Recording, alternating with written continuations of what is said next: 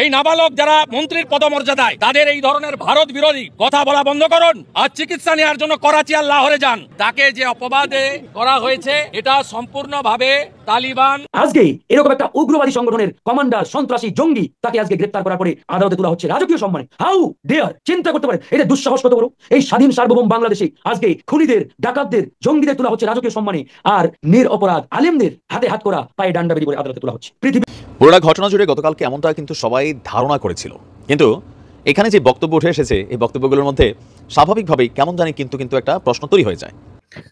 কিছুক্ষণ আগে আপনাদেরকে যেমনটি ঘোষণা দিয়েছিলাম যে আজকে আমাদের ছাত্র নেতা সমন্বয়ক জনাব হাসনাত আব্দুল্লাহ এবং সাজিদ আলম দুজন গিয়েছিলেন অ্যাডভোকেট সাইফুল ইসলাম আলিফ তিনার জানাজায় অংশ নিতে, এবং সেখান থেকে ফেরার পথে তাদের গাড়িটিকে চাপা দেওয়া হয়েছে। আমাদের বাংলাদেশে বর্তমানে যা ঘটে বেড়াচ্ছে বা যা হচ্ছে, এটা কি ভারত পরিকল্পিতভাবে এটা ঘটাচ্ছে? প্রিয় দর্শক শ্রোতা, ভারত আসলে কি ইঙ্গিত দিতে চাচ্ছে? বাংলাদেশে একজন লারিয়া বোঝেন, মানে মাথার চুল থাকে না, এমন একজনকে গ্রেপ্তার করেছে।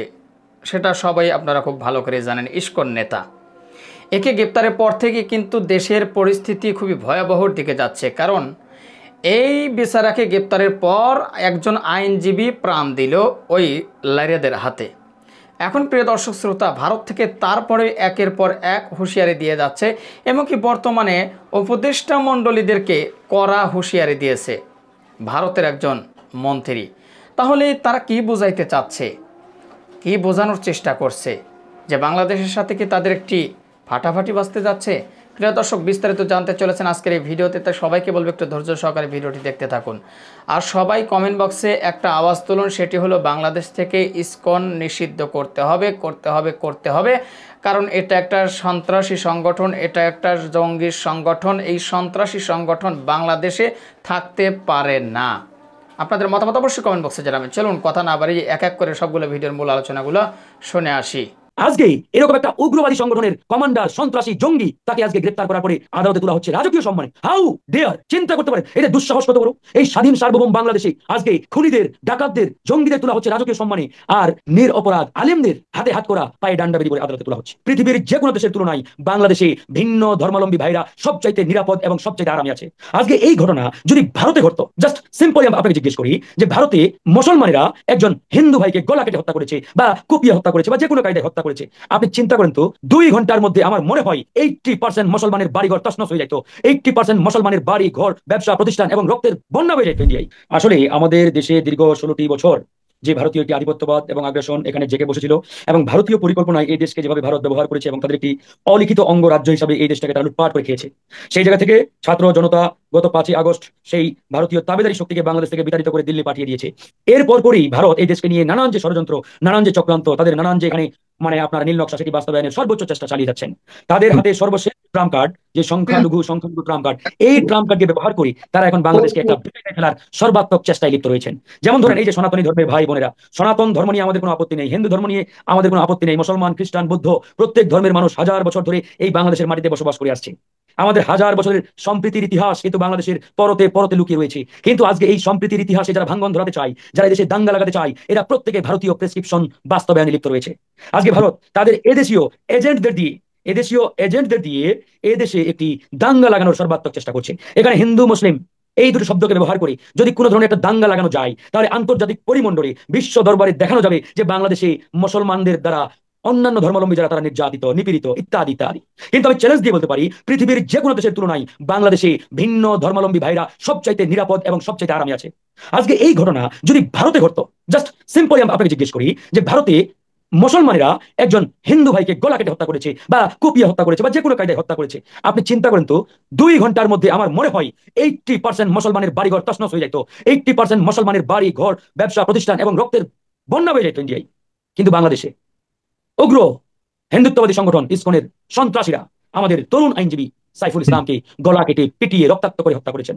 কিন্তু আপনি একটা হিন্দু ভাই বোনের বাড়িঘর, ব্যবসা প্রতিষ্ঠান কিংবা তাদের ধর্মীয় উপাসনালয় কোথাও কোনো ধরনের আঘাত পর্যন্ত আমরা লাগতে দেই নাই। কারণ এটাই হচ্ছে বাংলাদেশের সম্প্রীতির ইতিহাস, এটাই হচ্ছে আসল চরিত্র বাংলাদেশের জনগণের। তারা বারবার চেষ্টা করছে, বারবার আমাদেরকে আঘাত করার চেষ্টা করছে, বারবার আমাদের এই সম্পর্ক, এই সম্প্রীতির বন্ডিং ভেঙে দেওয়ার চেষ্টা করছে। কিন্তু বাংলাদেশের জনগণ যথেষ্ট ধৈর্যের পরিচয় দিচ্ছে, যথেষ্ট ধৈর্যের পরিচয়ের মাধ্যমে তারা এই দেশকে সঠিক পথে রাখার জন্য চেষ্টা করছে। আজকে যে ঘটনাটি ঘটেছে গতকাল চট্টগ্রামে, এটি কোনোভাবেই স্বাভাবিক কোনো ঘটনা হিসেবে আমরা নিতে পারি না, দেখার সুযোগ নেই। এটি পরিকল্পিত একটি প্লেন মার্ডার, একটি প্লেন মার্ডার, প্লেন মার্ডার।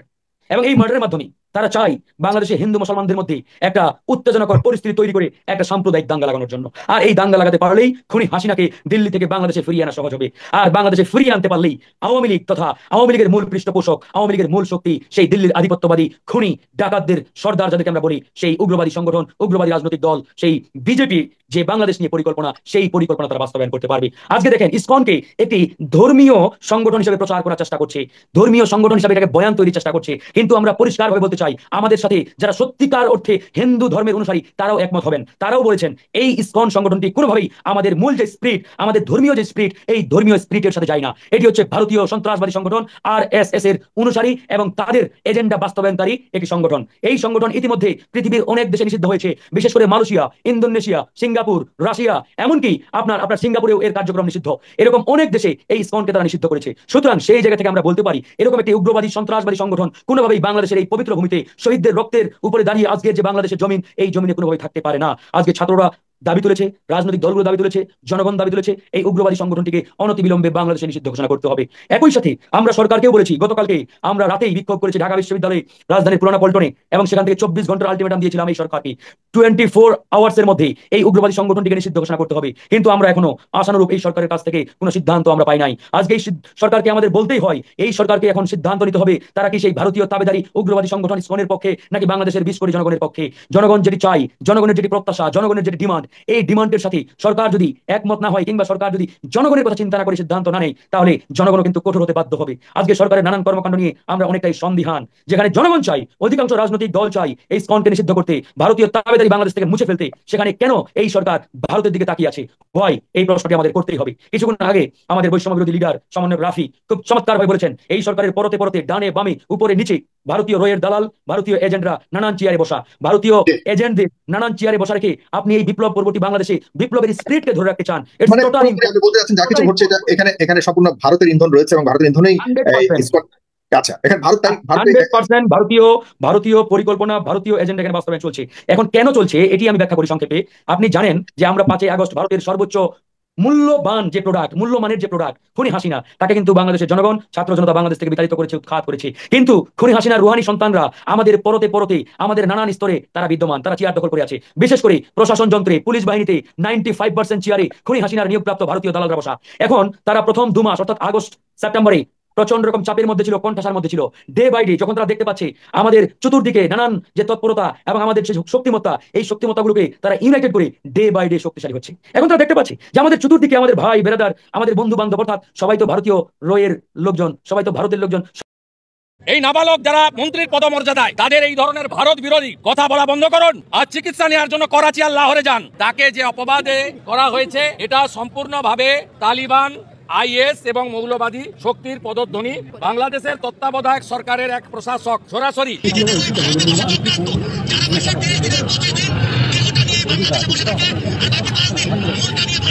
এই প্রশাসককে বলতে চাই, নুন আপনার আছে, আয়োডিনটা ভারতের। আমি এখান থেকে দাবি করছি ভিসা 100% স্টপ করুন, বাকিটা আমরা বর্ডারে করব সোমবার থেকে। 71-এর মুক্তিযুদ্ধ, যার বিজয় দিবস আজকে 16ই ডিসেম্বর, সেই বিজয় দিবসে প্রাককালে ভারতীয়দের যোগদান, অবদান, ভারত সরকার, ভারতবাসী, ভারতীয় আর্মি, BSF এর অবদান, এটা আপনারা কেউ চেষ্টা করলেও মুছে ফেলতে পারবেন না। কয়েক কোটি বঙ্গে যারা আছেন তারা ধর্মীয় উৎপীড়ন এবং দেশভাগের কারণে আসতে বাধ্য হয়েছেন। আমাদের সঙ্গে মতুয়া মহাসংঘের সংঘাতিপতি সুব্রত ঠাকুরও ছিলেন। আমি বলেছি মতুয়া সমাজের স্রষ্টা পূজ্যপাদ ঠাকুর, হরিচাঁদ ঠাকুর, গুরুচাঁদ ঠাকুর ওড়াকান্দিতে জন্মগ্রহণ করেছেন। আমরা যারা এখানে উপবিষ্ট ছিলাম, ভিতরে গেছিলাম, ডক্টর শঙ্কর ঘোষ, শিখা চ্যাটার্জি, দীপক বর্মন, অশোক কীর্তনিয়া, বুধরাই টুডু, নিখিল রঞ্জন দেরা এবং সুব্রতর নাম তো আগেই বলেছি। আমাদের প্রত্যেকের সঙ্গে বাংলাদেশের বহু মানুষজনের আত্মীয়তার সম্পর্ক আছে, শুধু আমাদের নয়, কয়েক কোটি মানুষ। আমরা এর আগে মুজিব সাহেবের সরকার দেখেছি, BNP আওয়ামী লীগের সরকার দেখেছি আমরা হুসেন মোহাম্মদ এরশাদের সরকার, আর্মি রুল, কিন্তু এই ধরনের ভারত বিদ্বেষী কথাবার্তা, ভারত বিদ্বেষী আচরণ, এই রকমের হিন্দু নিধন, হিন্দুদের আস্থার জায়গা মন্দিরকে টার্গেট করা, এইভাবে হিন্দু সনাতনী প্রচারক প্রভুদেরকে মিথ্যা মামলায় জেলে পোরা, এ জিনিস আমরা বিগত দিনে দেখিনি। আমরা পরিষ্কার ভাবে বলেছি এনআপি জানাপ বন্ধ করুন এই নিধন, এবং আমরা বলেছি যদি না করেন এবং চিন্ময় কৃষ্ণ প্রভুকে মুক্তি না দেন তার বিরুদ্ধে কোনো অভিযোগ নেই, অভিযোগ প্রমাণিত হয়নি। তিনি একজন বাংলাদেশের রাষ্ট্রবাদী বৈষ্ণব ভাগবত প্রচারক। তার যত বক্তব্য আপনি আমি শুনেছি, বাংলাদেশের জাতীয় পতাকাকে কাঁধে নিয়ে সেখানে তিনি মুক্তিযুদ্ধের পক্ষে, আমার মাটি আমার দেশ বাংলা। পুরোটা ঘটনা জুড়ে গতকালকে এমনটা কিন্তু সবাই ধারণা করেছিল, কিন্তু এখানে যে বক্তব্য উঠে এসেছে এই বক্তব্যগুলোর মধ্যে স্বাভাবিকভাবেই কেমন জানি কিন্তু একটা প্রশ্ন তৈরি হয়ে যায়। যখন এই ড্রাইভার এবং মানে ট্রাকের ড্রাইভার এবং হেল্পারকে আটক করা হয়েছে, তাদেরকে প্রশ্ন করা হয়েছিল যে গাড়িতে কেন চাপা দেওয়া হলো। তো তার বক্তব্য, চাপা দিয়েছি, কি করবেন, মারবেন, মেরে ফেলেন, জেলে দেবেন, দেন। মানে এই বিষয়টা কেমন না একটু, অনেকে বলবেন যে ভাই আপনার মনে অনেক সন্দেহ হয়, আসলে বক্তব্যের কারণে সন্দেহ হয়। যাই হোক, গতকালকে আমাদের প্রধান দুই সমন্বয়ক সার্জিস এবং হাসনাতকে যেই ট্রাক চাপা দিয়েছিল, সেখানে আমি গতকালকে বলছিলাম দেখবেন যেখানে আওয়ামী লীগের নাম উঠে আসবে, শ্রমিক লীগের নাম আসতে পারে, ট্রাক্টর লীগের নাম আসতে পারে, ড্রাইভার লীগের নাম আসতে পারে, ঘটনা কিন্তু ঘুরা আওয়ামী লীগের নামে আসছে। চাঞ্চল্যকর মোড়। বাংলাদেশের প্রত্যেকটা গণমাধ্যম একই ভাষায় লিখেছে যে আপনার চট্টগ্রাম কক্সবাজার মহাসড়কে সন্ধ্যা 7:30টার দিকে এই হত্যাচেষ্টার যে ঘটনাটা ঘটেছে, সেখানে আপনার এই আন্দোলনের কেন্দ্রীয় সমন্বয়ক তরিকুল ইসলাম তিনি বলছেন যে ছাত্র আন্দোলনের চট্টগ্রাম বিশ্ববিদ্যালয়ের সমন্বয়ক খানতালাত মাহমুদ রাফি তিনিও এই বিষয় সম্পর্কে বক্তব্য দিয়েছেন যে হাসনাত এবং সার্জিসকে চাপা দেওয়া ওই ট্রাক্টরটির মালিক একজন আওয়ামী লীগ নেতা। মালিক তো, মালিক কি ড্রাইভার? না। একই সঙ্গে তিনি জানান ওই নেতা হাসিনার সরকার পতনের পর থেকে পলাতক আছেন। তো সঙ্গদোষ অনেকটা লোহা ভাষে বোঝা গেছে। ড্রাইভার কি আওয়ামী লীগের নেতা কিনা সেটা জানি না, আবার ড্রাইভারের স্পিড দেখছেন বা বক্তব্য দেখছেন। তো আমরা এইসব বক্তব্য কাদের কাছ থেকে শুনছি? সমন্বয়কদের কাছ থেকে। রাফি বলছে ট্রাকটি গাড়িতে চাপা দেওয়ার পর আরও দুটি বাইকে চাপা দিয়েছিল। বাইক দুটি আমাদের সমন্বয়কদেরই ছিল বা ছাত্রদের ছিল। আমাদের ভাইয়েরা ট্রাকটিকে বাধা দেওয়ার চেষ্টা করেছিল। আমরা কোনো রকমে ট্রাকটিকে আটকাতে পারি। ট্রাকের ড্রাইভার এবং হেল্পারকে ধরুন আমরা জিজ্ঞেস করি যে গাড়ি কেন চাপা দেওয়া হলো, তখন তারা বলতে থাকে চাপা দিয়েছি, কি করবেন, মারবেন, মেরে ফেলেন, জেলে দেবেন, দেন। এখন এই প্রশ্নটাতে কমেন্টের মধ্যে অনেকে লেখছেন যে এগুলা বানোয়াট গল্প, এদেরকে গ্রেপ্তার করে এখন আওয়ামী লীগের সাথে কানেক্ট করা হচ্ছে। আবার কেউ কেউ বলছেন যে না, সার্জিস এবং হাসনাত তাদেরকে ভাই আওয়ামী লীগের যে কোনো নেতাকর্মী বা যে কোনো একটা বড় সুযোগ পাইলে তাদেরকে কিন্তু শেষ করে দিবে। মানে কমেন্ট এখন পাল্টাপাল্টি একটা বক্তব্য চলছে।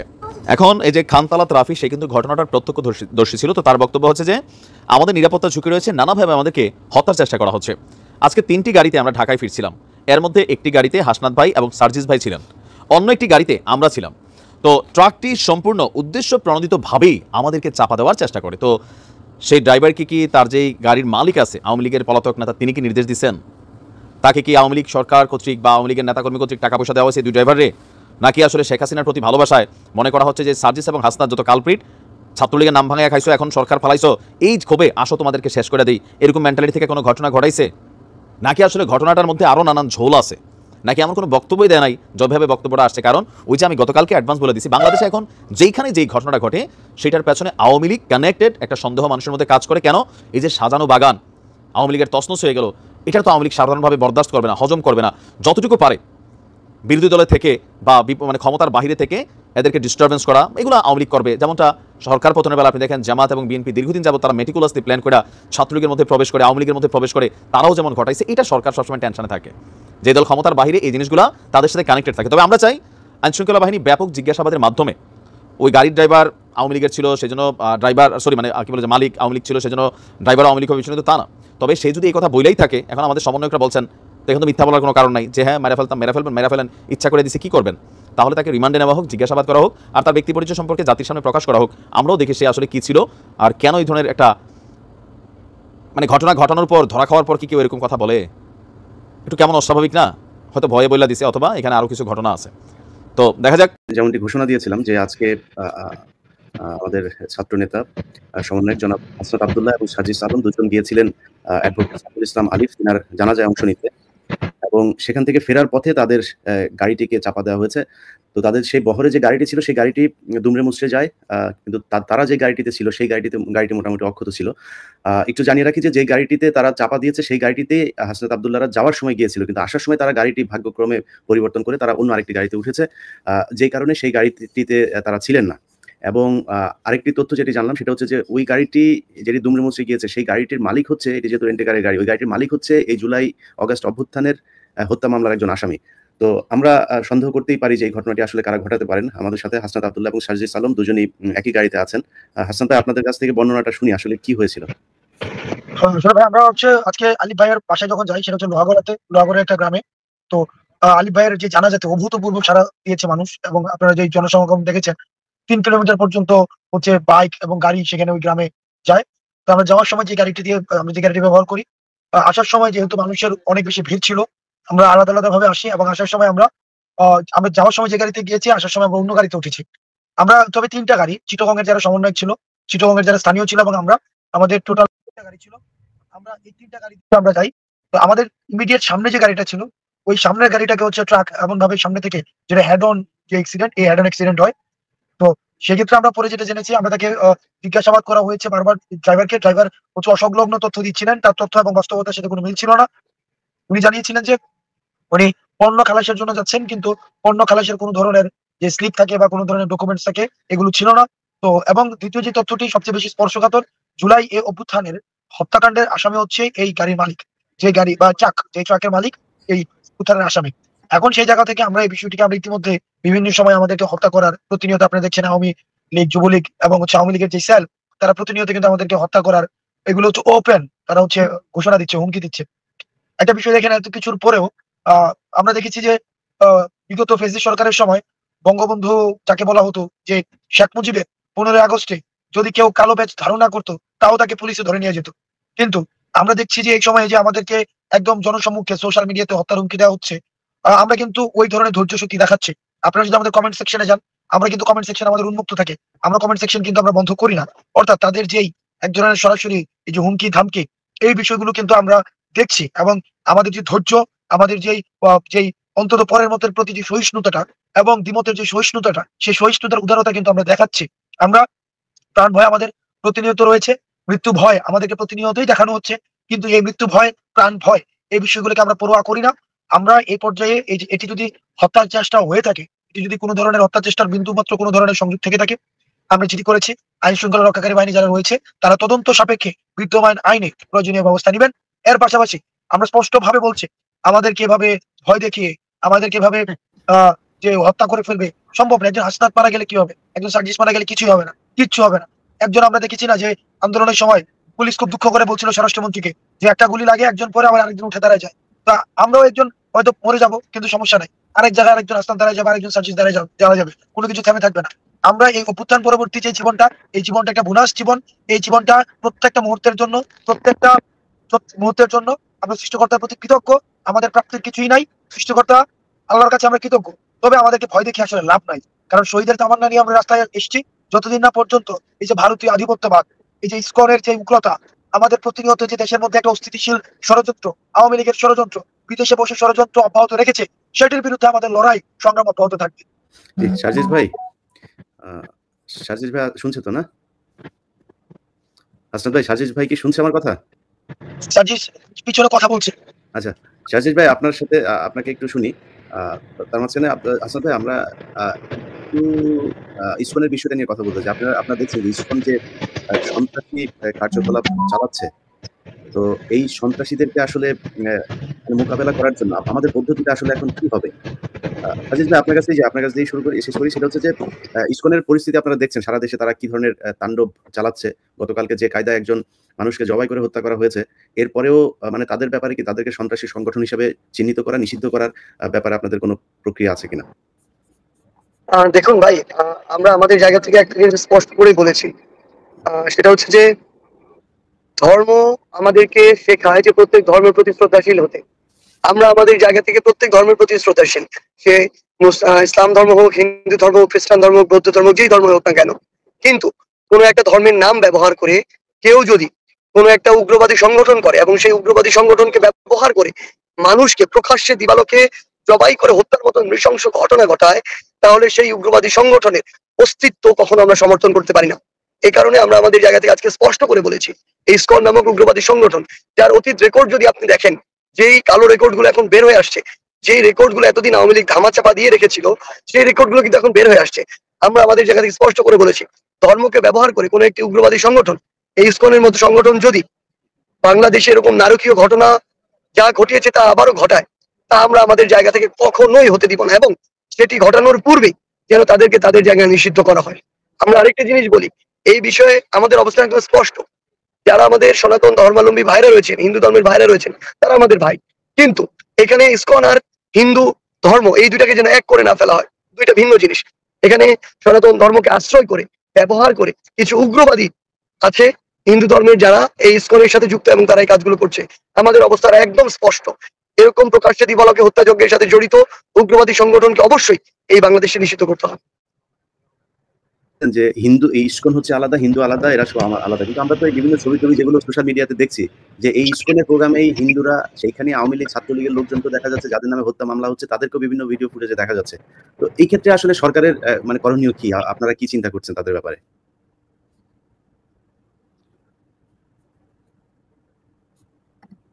সাজিদ ভাই আপনার ইয়েটা অফ। ভাই আবার যদি একটু বলতেন। আমি বলছিলাম যে এই যে ইসকনকে আমরা বলছি যে ইসকন আলাদা, হিন্দুরা আলাদা, আওয়ামী লীগ আলাদা, কিন্তু বিভিন্ন জায়গায় দেখছি যে সেই মিলেমিশে সবাই একাকার, এবং যেই বিভিন্ন তাদের ফেসবুক পোস্টগুলি আপনারা যদি দেখেন, সোশ্যাল মিডিয়াতে তাদের যে ভিডিও ফুটেজগুলো বের হয়েছে, সেখানে দেখা যাচ্ছে ছাত্রলীগের, যুবলীগের চিহ্নিত সেই সন্ত্রাসীরাই তাদের সাথে। তো এই যে ইসকনের নাম ভাঙিয়ে যে এইভাবে হিন্দু এবং আওয়ামী লীগ সব মিলেমিশে একাকার হচ্ছে, এই ক্ষেত্রে আপনাদের পরিকল্পনা কি হওয়া উচিত?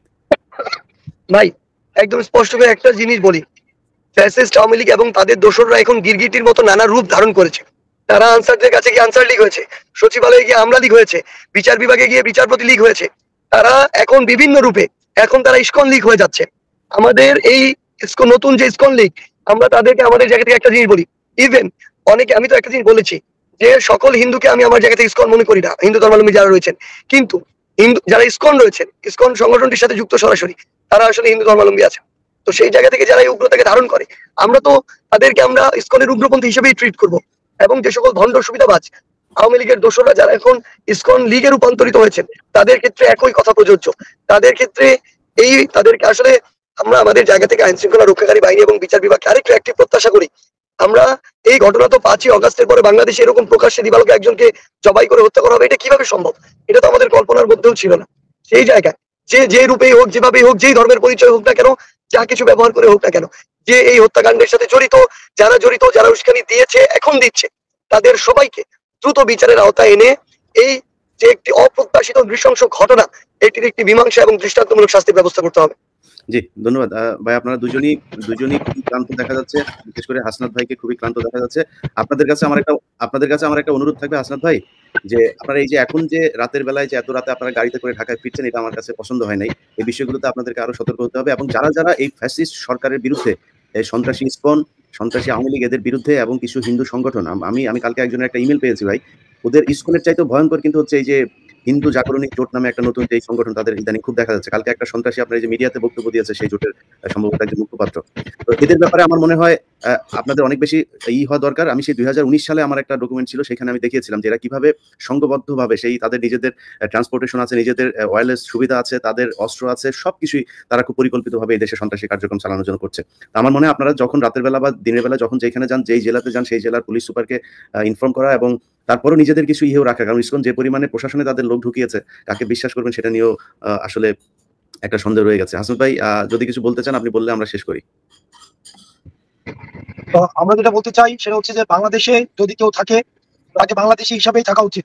বাহ্যিক ভাবে বাংলাদেশি আর মানসিক ভাবে ভারতীয়, এইভাবে আসলে বাংলাদেশে এক ধরনের দ্বৈত মানসিক অবস্থা নিয়ে থাকা খুবই ডিফিকাল্ট।